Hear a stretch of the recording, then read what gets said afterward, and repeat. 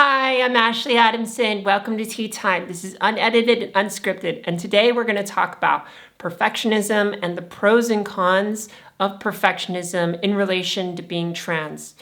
This is kind of an important topic to me because I am a perfectionist and I have discovered as I have transitioned more issues because of being a perfectionist as well as the benefits. And so I just wanted to kind of explore those topics with you today.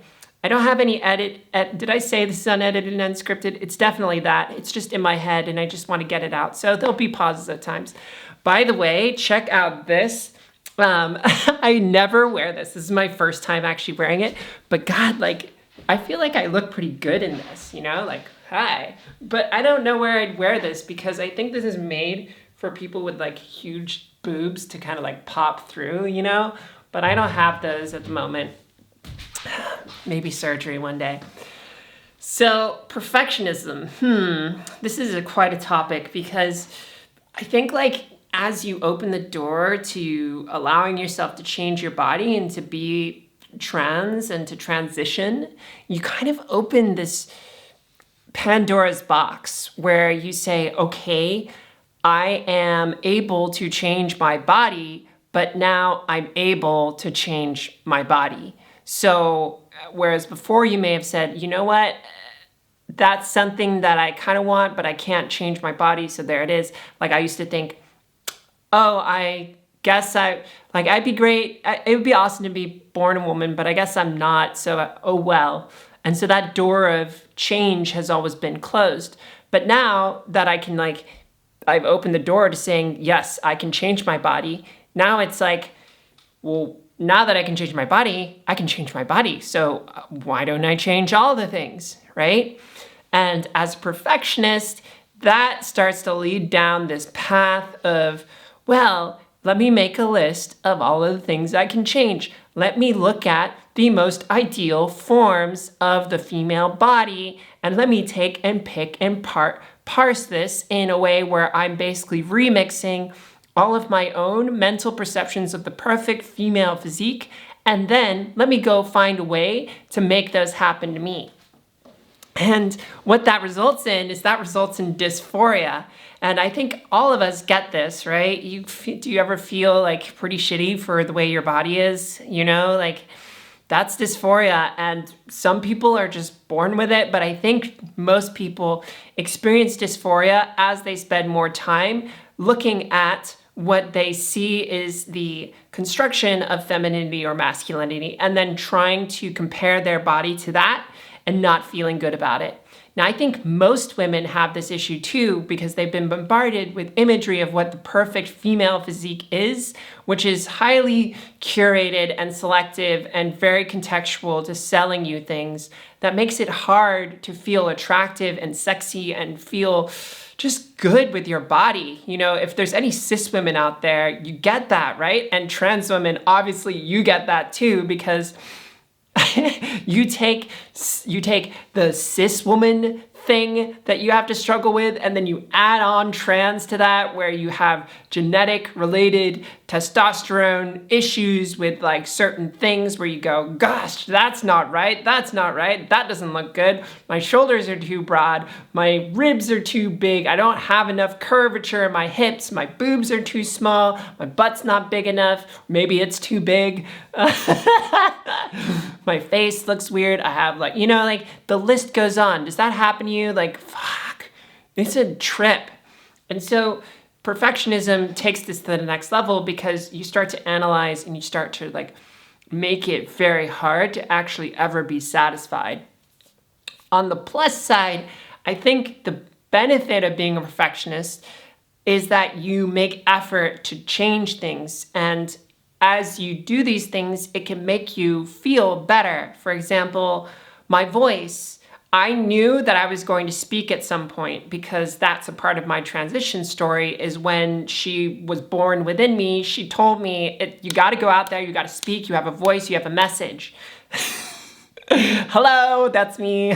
Hi, I'm Ashley. But that is the voice. I spent 6 months working on it to get it to a place where I felt okay with it. And then I've continued to iterate and work on that in smaller increments. And now I'm happy with my voice. I'm at a place where I feel comfortable speaking. It doesn't make my neck feel tense. And I feel like I properly can express myself on all layers, whether it's in the bedroom or just in person or a thought or in business. And that was a hard process. And I can go into that another time, but I think you get the point. Is being a perfectionist also has the benefit of making you a better person.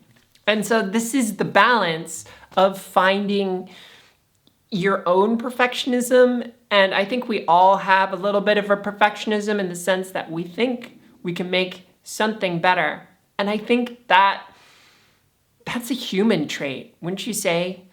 When have you said, you know what, my life's great and I don't want to make it better, I would just like to keep it the same? Like, that's satisfaction. And I think that's great if people can say that. But even the same is a concept, because time changes, everything changes. And trying to keep things the same is actually going to be perhaps something that's going to hold you down, because you're going to start to try and keep things the same. So we all have this aspect, I think, of wanting to make things better, or at least working with what we got. And this is where acceptance is kind of like the key to unlocking not wanting to change. And this is something I struggle with, is how much do I want to change versus not change? Do you ask yourself this question in relation to surgeries? What about in your personal life, in your personality? Are there parts of yourself that you feel like you would like to change? Are there parts of yourselves that you would not like to change? We find this conflict in our ego, where we can get into an argument with someone because they say, you should change. And you say, oh, well, I don't want to change this. You're just going to have to deal with it. And either, you can fix it or you can't. And that can lead to, all sorts of things. I am from the mindset that I believe change is a positive thing. And I think that when we allow ourselves adaptability and allow ourselves to grow, we can make our lives better. But how much better, and how much so that you start projecting how bad your life is because you're thinking about how much better it can be, and then how you can get caught up in things. And I think this is the tragedy of some trans women that do their surgeries, is they do one surgery, they do another surgery, and then they do another and another and another and another, and they get stuck in this cycle of wanting to consistently improve and tweak and change. And I think that continual dissatisfaction is just as bad as having dysphoria and no surgeries, because you're saying, oh, I always am not finding any happiness with my body. Do you ever feel like that? Do you feel stuck at times with that? It's definitely a process. And as I have evolved, I've learned to express to myself, yeah, your body is feminine, or your body looks good. I've also found leveraging other people to compliment you and to tell you your body is valid is also a very helpful way of reminding yourself to step out of your perspective and the way you see things. I experienced this with FFS. I tell people, I'm going to get FFS, and they go, well, why are you going to get that? You look pretty. And my general response is, well, you don't see the same thing that I see, and you don't see the thing that I see every day. And that is a part of my own perfectionism expressing itself, in that I want to make myself look better, even if people are saying that I'm beautiful. I need to change what I have, because I feel like there is another layer that I want to go to, and this dissatisfaction is pushing me there. And there is a healthy amount, I think, of dissatisfaction that one can have that's going to help you push yourself to achieve and to create.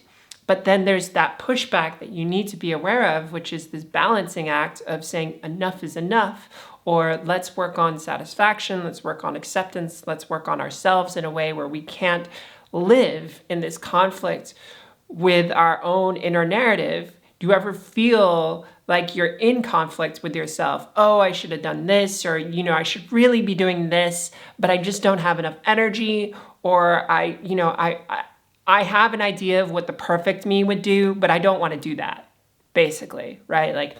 You could move yourself forward in your career. You could like work on this side project to make you happier. You could do a million things, but sometimes you just don't.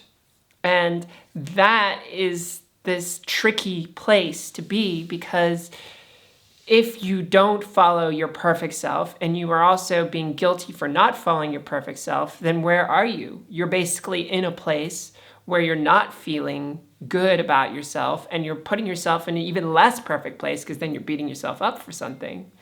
It's a trip. Pros and cons about perfectionism. Yeah, I think a lot of it comes down to dysphoria and your body. Like, how perfect can you make yourself into the most idealized form of this body that you want? And this is a lot of grappling that I think perfectionists have to do. Where do you stand? What is going to be right for you? And like, where are you going to just draw the line? Like, I'm not doing that. And are you going to shift the finish line as you do that? Like, once I do FFS and I get my breast surgery, I'm probably going to want to have other surgeries, but where do I draw the line? Where do I say enough is enough? Because once you get to a certain place, the human thing is to start looking up more. As you climb one mountain, you go, okay, well, where's the next mountain? I climbed that one, I want to do another one. And it's this constant improvement cycle where we kind of have to shift and work. Do you know what I mean? Like, where's that in you? And like, how have you come to terms with some of the things that you have this perfectionism with? And how are you like navigating and finding satisfaction while balancing also the dissatisfaction of not going for something? I'm kind of on the fence of where I should stand right now. I just know that I need to treat myself with love and self-care, and just be understanding, like a best friend. Give yourself a hug, give yourself that feeling of, you know what, it's all right. It's all right that you didn't do what you set out to do today. It's all right that you're not able to do what you want. It's all right that you don't have what you want. Sometimes what you want is like what is not really what you need. And looking at what you need and looking at your needs is more often important than looking at the pie in the sky or the thing that you're seeking. So I think I kind of answered my own question of where do you draw that line of perfectionism?